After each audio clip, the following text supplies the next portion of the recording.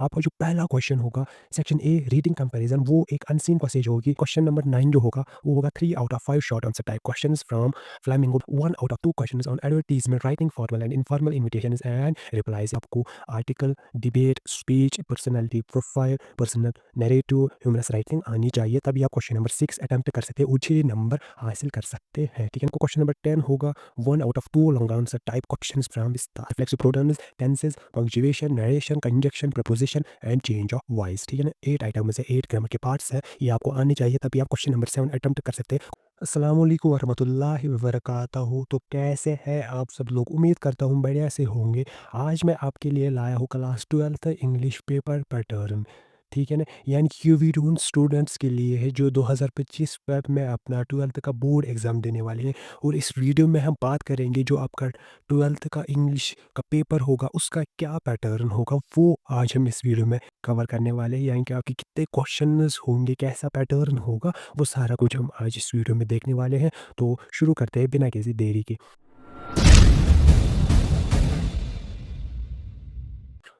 जो आपका class 12th का इंग्लिश का पेपर है, उस पेपर में आपको टोटल 80 मार्क्स होंगे। ठीक है ना, और जो आपके 20 मार्क्स होंगे वो आपके इंटरनल असेसमेंट के होंगे, जो आपको अपने स्कूल की तरफ से मिल चुके होंगे तब तक। ठीक है ना, जब आप एग्ज़ाम दोगे। ये थी बेसिक इन्फॉर्मेशन। और आपको ये भी पता होगा कि आपकी 2 बुक्स है क्लास 12th के।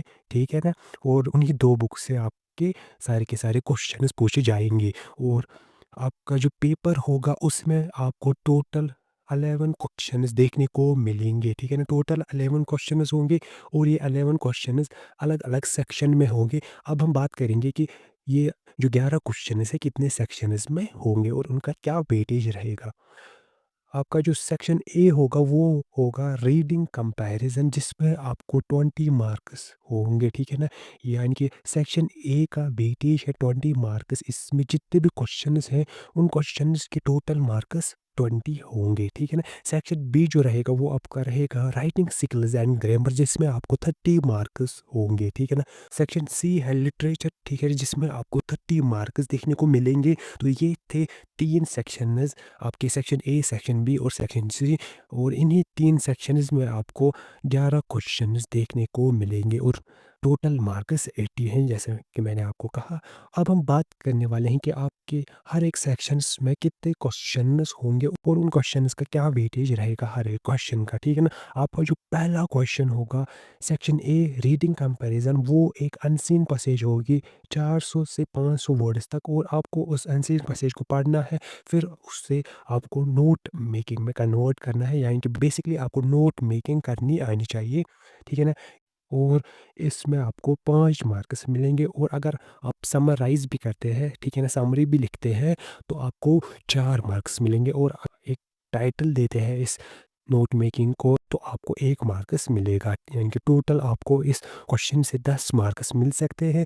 ठीक है ना, मैंने आपको कहा जब आप पेपर लोगे आपका पहला क्वेश्चन यही होगा, याद रखना। आपका एक अनसीन पैसेज होगा, पहला क्वेश्चन आपको नोट मेकिंग आनी चाहिए। ठीक है ना, तो दूसरा क्वेश्चन होगा वो भी एक अनसीन पैसेज होगा, वो आपको पढ़नी है और उसके नीचे आपको 10 क्वेश्चंस देखने को मिलेंगे। वो जो क्वेश्चंस होंगे वो एमसीक्यू टाइप होंगे, ट्रू फॉल्स होंगे, यस नो होंगे। ठीक है ना, बेसिकली आपको एक अनसीन पैसेज दी होगी, आपको वो पढ़नी है जैसा कि आप 11th तक करते आए हैं। जैसे कि अनसीन पैसेज होती है, फिर उसके नीचे क्वेश्चंस होते हैं, वैसे ही है। ठीक है ना, तो पहले की जो 20 मार्क्स है वो मैंने आपको बता दिए, आपको कुछ याद करने की ज़रूरत ही नहीं थी। आपके 20 मार्क्स पक्के हुए। क्वेश्चन 1 के आपके 10 मार्क्स और क्वेश्चन 2 के भी आपके 10 मार्क्स, तो टोटल मिलाकर 20। ठीक है ना, तो ये था आपका सेक्शन ए। अब सेक्शन बी जो आपका रहेगा वो रहेगा ये राइटिंग स्किल्स एंड ग्रामर।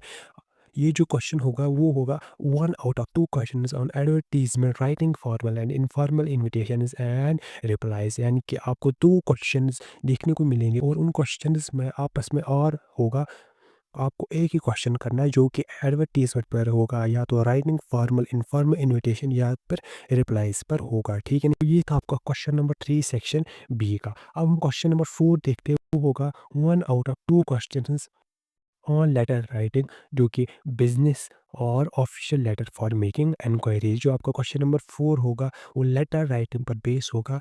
2 होंगे और आपको उन 2 में सिर्फ एक ही करना है। लेटर राइटिंग में आपको बिजनेस और official letter for making enquiries letter आनी चाहिए। ठीक है ना, और letter to the editor giving suggestion opinion on an issue. Basically आपको लेटर राइटिंग आनी चाहिए जिसमें आपको 6 मार्क्स मिलेंगे। जो सेक्शन बी का क्वेश्चन नंबर 5 जो होगा वो एक होगा question on writing a resume along cover letter, ठीक है ना। यानी कि आपको रिज्यूमे आना चाहिए, राइटिंग ऑफ रिज्यूमे आना चाहिए, ठीक है ना। अगर आप रिज्यूमे ठीक से लिखते हैं तो आपको 4 मार्क्स मिलेंगे, और अगर आप कवर लेटर लिखते हैं तो आपको 2 मार्क्स मिलेंगे। बेसिकली आपको रिज्यूमे जो है और कवर लेटर 120 टू 150 वर्ड्स में लिखनी है, तो इसके आपके 6 मार्क्स मिलेंगे, ठीक है ना। ये था आपका क्वेश्चन नंबर 5। क्वेश्चन नंबर 6 जो होगा वो होगा 1 out of 2 compositions on article debate speech personality profile personal narrative humorous writing. यानी कि आपको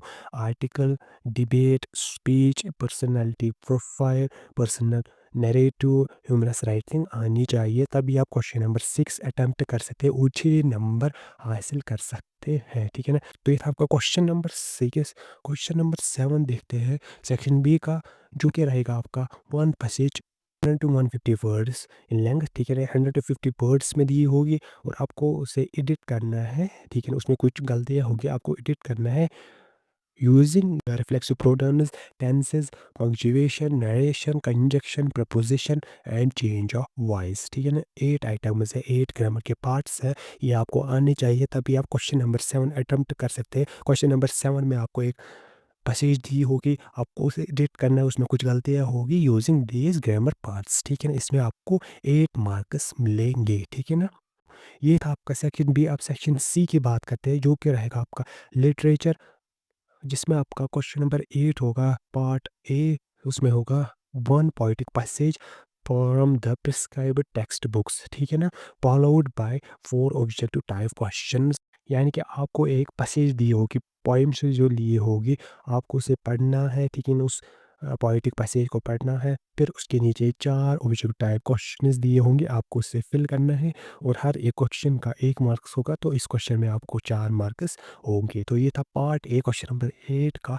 पार्ट बी जो होगा वो होगा 2 out of 3 short answer type questions on prescribed poems. जितने भी पोएम्स हैं आपके क्लास 12 इंग्लिश के, आप उन पोएम्स में से 3 क्वेश्चंस पूछे जाएंगे, जिनमें आपको 2 ही का जवाब देना है। क्वेश्चन नंबर 8 में आपको टोटल 10 मार्क्स देखने को मिलेंगे, जो कि पार्ट ए और पार्ट बी को मिलाकर होंगे। पार्ट ए में आपके 4 मार्क्स होंगे और पार्ट बी में आपके 6 मार्क्स होंगे, तो टोटल मिलाकर क्वेश्चन 8 के 10 मार्क्स होंगे। ऐसे ही क्वेश्चन नंबर 9 जो होगा वो होगा 3 out of 5 short answer type questions from Flamingo based on prose lessons, ठीक है ना।